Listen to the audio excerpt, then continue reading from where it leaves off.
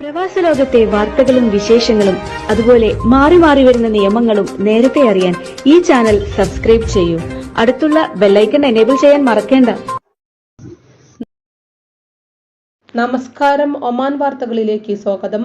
ഇന്ന് 2026 ഫെബ്രുവരി 22 ഞായർ. പ്രധാന വാർത്തകൾ. റംസാനിൽ റോഡുകളിൽ ഡ്രൈവർമാർ കൂടുതൽ ശ്രദ്ധയും ക്ഷമയും പാലിക്കണമെന്ന് റോയൽ ഒമാൻ പോലീസിന്റെ കർശന നിർദ്ദേശം. ഇഫ്താറിന് തൊട്ടുമുമ്പുള്ള മിനിറ്റുകളിൽ ലക്ഷ്യസ്ഥാനത്തെത്താനുള്ള അമിതവേഗം ഗുരുതരമായ വാഹനാപകടങ്ങൾക്ക് കാരണമാകുന്നുണ്ടെന്ന് അധികൃതർ മുന്നറിയിപ്പ് നൽകി. സുരക്ഷിതമായ ഡ്രൈവിംഗ് ശീലങ്ങൾ പ്രോത്സാഹിപ്പിക്കുന്നതിനായി ROPയുടെ റംസാൻ ബോധവൽക്കരണ ക്യാമ്പയിന്റെ ഭാഗമായാണ് ഈ ആഹ്വാനം.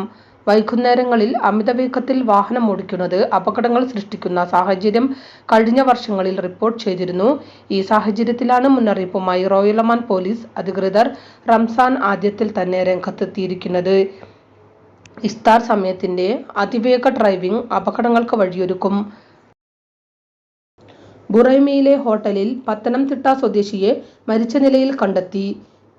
കിടങ്ങന്നൂർ തടത്തിൽ വീട്ടിൽ ബിജു ടി അബ്രഹാം 49 വയസ്സാണ് മരിച്ചത്. കഴിഞ്ഞ വെള്ളിയാഴ്ചയാണ് ബിജു ദുബൈയിൽ നിന്ന് ബുറൈമയിൽ എത്തിയത്. വർഷങ്ങളോളം ദുബൈ പാലസിൽ ഇലക്ട്രീഷ്യൻ AC മെക്കാനിക് ആയി ജോലി ചെയ്തിരുന്ന ബിജു വിസ കാലാവധി കഴിഞ്ഞതിനെ തുടർന്ന് കഴിഞ്ഞ ഡിസംബറിലാണ് നാട്ടിൽ പോയി ദുബൈയിൽ വിസിറ്റിംഗ് വിസയിൽ വീണ്ടും തിരിച്ചെത്തിയത്. പിന്നീട് പുതിയ വിസയ്ക്കുള്ള നടപടി പൂർത്തിയാക്കാൻ ദുബൈയിൽ നിന്ന് ബുറൈമയിലെത്തിയതായിരുന്നു. ഇവിടെ ഹോട്ടലിൽ താമസിച്ചു വരുന്നതിനിടെയാണ് മരണം. ഭാര്യ ബിൻസി മസ്കത്തിൽ ജോലി ചെയ്യുകയാണ്. ഏബൽ 13 വയസ്സ് ഏക മകനാണ്. തെക്കൻ ബാത്തിന ഗവർണറേറ്റിലെ റുസ്താഖ് വിലായത്തിൽ ഒരുക്കുന്ന റുസ്താഖ് ഗേറ്റ് വികസന പദ്ധതിയുടെ നിർമ്മാണ പ്രവൃത്തികൾ അതിവേഗം പുരോഗമിക്കുന്നു.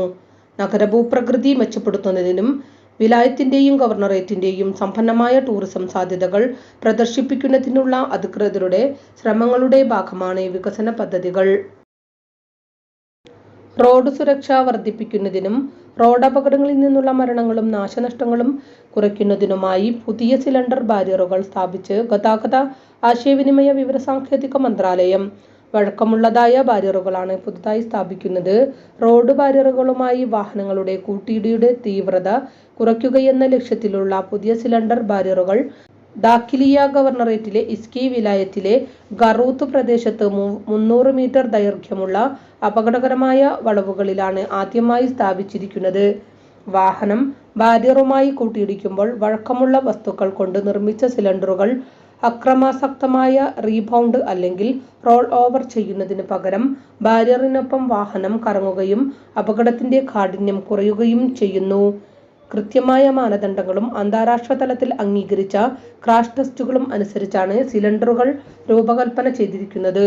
ദേശീയ സ്ഥിതിവിവര കേന്ദ്രം കണക്കുകൾ പ്രകാരം 2024 സ്ഥിര വസ്തുക്കളിൽ ഇടിച്ചുണ്ടാകുന്ന അപകടങ്ങൾ ഒമാനിൽ വർദ്ധിച്ചതായി വ്യക്തമാക്കുന്നു. മത്ര വിലായത്തിൽ മലമുകളിൽ നിന്ന് വീണ് ഒരാൾക്ക് പരിക്കേറ്റു. Muscat governorate unit civil defence and ambulance ഉദ്യോഗസ്ഥരെത്തി രക്ഷാപ്രവർത്തനം നടത്തി. ഇയാൾക്ക് പ്രാഥമിക ചികിത്സ നൽകിയ ശേഷം വിദഗ്ധ പരിചരണത്തിനായി ആശുപത്രിയിലേക്ക് മാറ്റി. പരിക്കു ഗുരുതരമല്ലെന്നും സിവിൽ ഡിഫൻസ് അറിയിച്ചു. സീബ് സൗഹൃദവേദിയുടെ നേതൃത്വത്തിൽ സീബ് സൂക്കിൽ സമൂഹ നോമ്പുതുറ സംഘടിപ്പിച്ചു.